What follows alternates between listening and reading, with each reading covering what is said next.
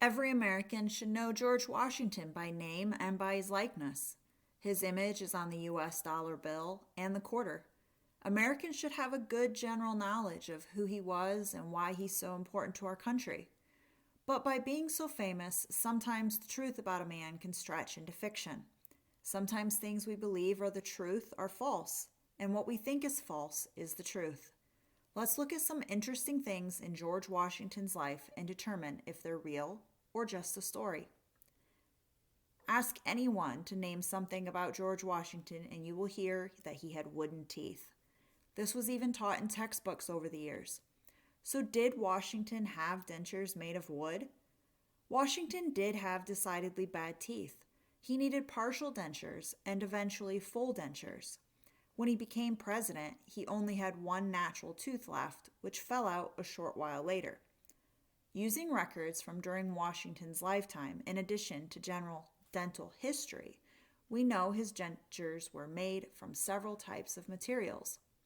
These included ivory, different metal alloys, cow teeth, horse teeth, and even human teeth.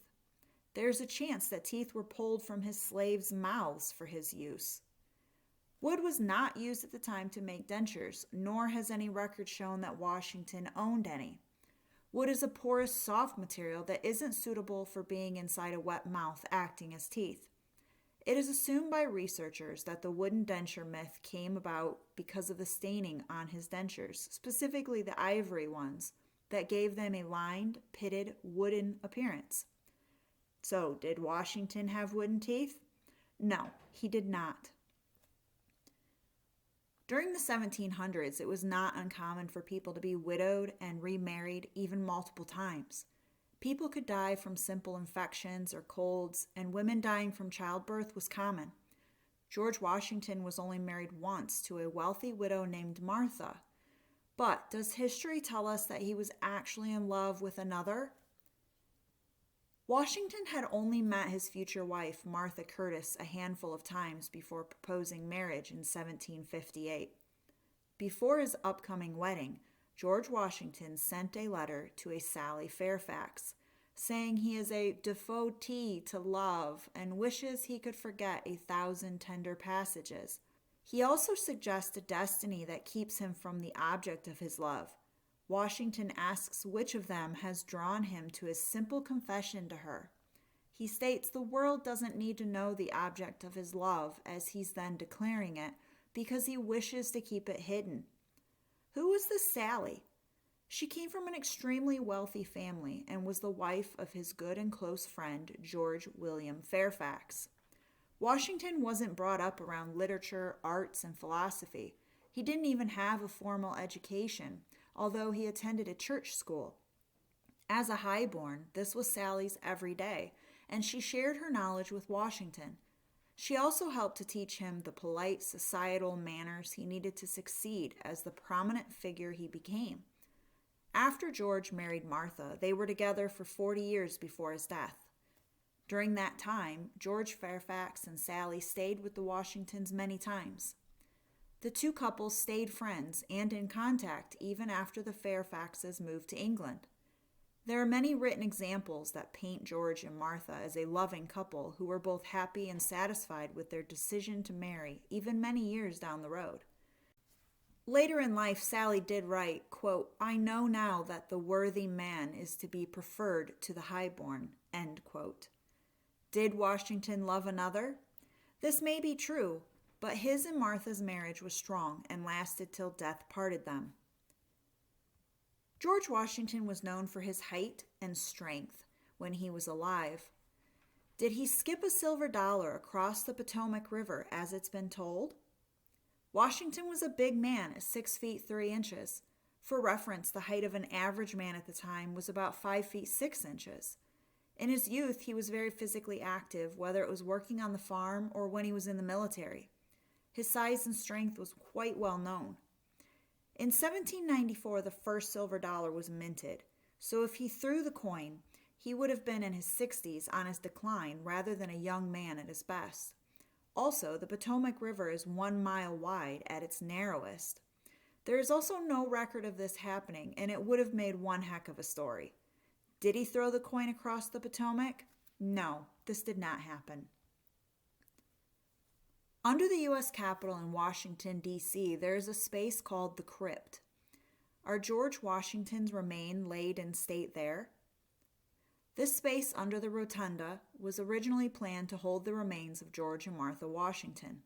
In 1799, after Washington's death, Congress requested that his body be moved to the crypt.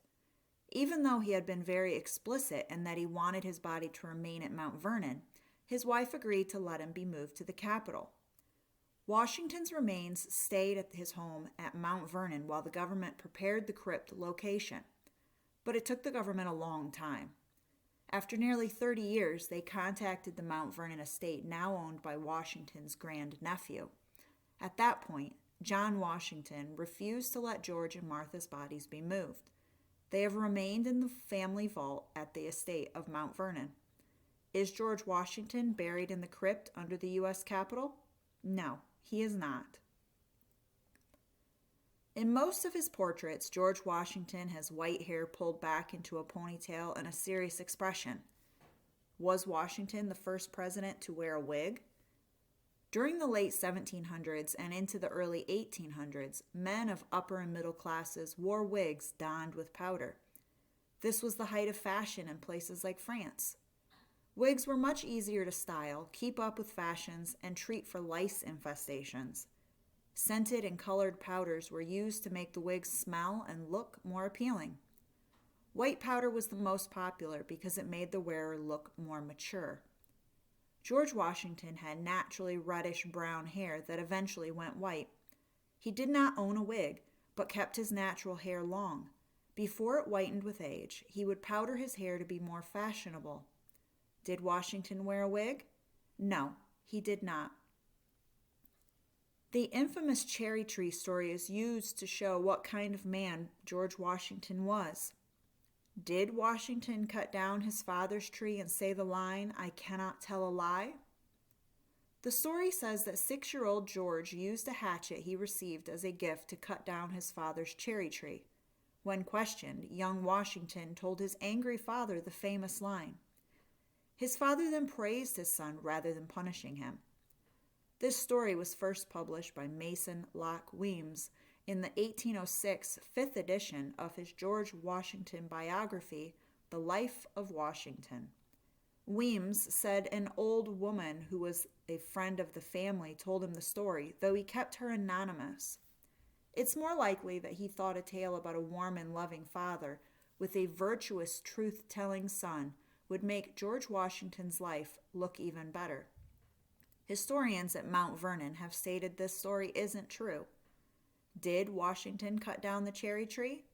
No, this did not happen. George Washington lived a long, eventful life. Did he die from a common cold in 1799? The average lifespan for an adult white male in the late 1700s to early 1800s was between 35 and 40 years old. There were many diseases without vaccines or medicinal treatments. The smallpox vaccine began being used in America in the 1700s. Common aspirin wasn't invented until almost 1900. Penicillin wasn't created until 1928. Bloodletting, sweating, and purges were among doctors' recommended treatments. Besides germs, viruses, and infections, life in general was dangerous. There were also many opportunities for someone to die from fighting in battles or wars. Washington himself was in the French and Indian War and the Revolutionary War. During his life, George Washington survived diphtheria, tuberculosis, smallpox, malaria, dysentery, quinsy, carbuncle, pneumonia, a near drowning in an icy river, multiple near misses from bullets, horses being shot out from under him, and many other situations in battle. The one thing he couldn't overcome was a throat infection. After complaining of a sore throat, he began to have difficulty breathing. Several doctors were called, but they had differing opinions on treatment. Washington was treated with several remedies, including bowel evacuation, vinegar gargle, a molasses-based medicine, and poultices of wheat bran. The most relied on medical treatment was bloodletting. In about 9 hours, almost 4 liters of blood was let by 3 different doctors who noted the amounts carefully. In context, this was more than half the total amount of blood estimated to have been in Washington's body. Today, some doctors theorize that Washington may have survived his illness if not for the treatments recommended by the doctors, especially the bloodletting. At age 67, George Washington died at his home, Mount Vernon, with his wife nearby on December 12, 1799, at a little after 10 p.m. Did Washington die of a cold? Yes, he did, at least to some degree. George Washington was one of America's founding fathers, a military leader, and our first president. As an amazing figure, it's no wonder some myths and falsehoods follow him. In reality, Washington's factual life is interesting enough without all the fiction.